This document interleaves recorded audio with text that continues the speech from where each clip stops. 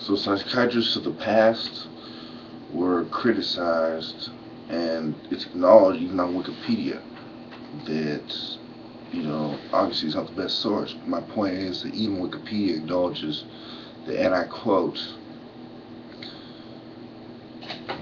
psychiatrists around the world have been involved in the suppression of individual rights by states wherein the definition of mental disease has been expanded to include political disobedience. Nowadays, in many countries, political prisoners are sometimes confined to mental institutions and abused therein.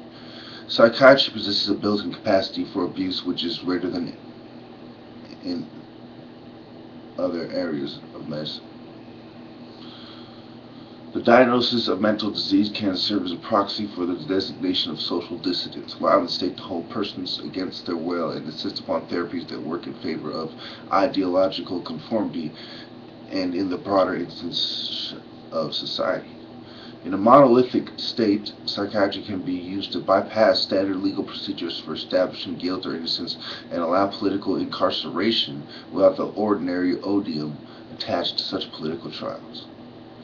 In Nazi Germany in the 1940s, the duty to care was violation on an enormous scale. A reported 300,000 individuals were sterilized and 100,000 killed in Germany alone, as were many thousands further afield, many in Eastern Europe.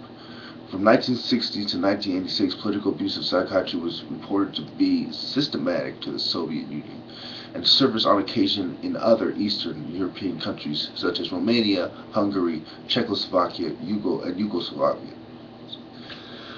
A mental health genocide reminiscent of the Nazi aberrations has been located in the history of South African oppressions during the apartheid era.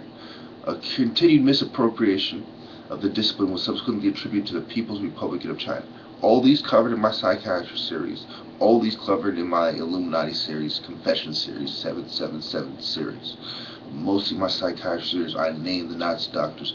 I touch on Czechoslovakia, Yugoslavia, the Serbs, the Slavs. I touch on South Africa apartheid. I touch on the history of it before Johann Christian Rell coined the term, what they were trying to do with mind control, taking the history of man as well. And obviously I've been talking recently a lot about the evolution of it to electroconvulsive therapy and how they're using that, or should I say misusing that at this time. Thank you.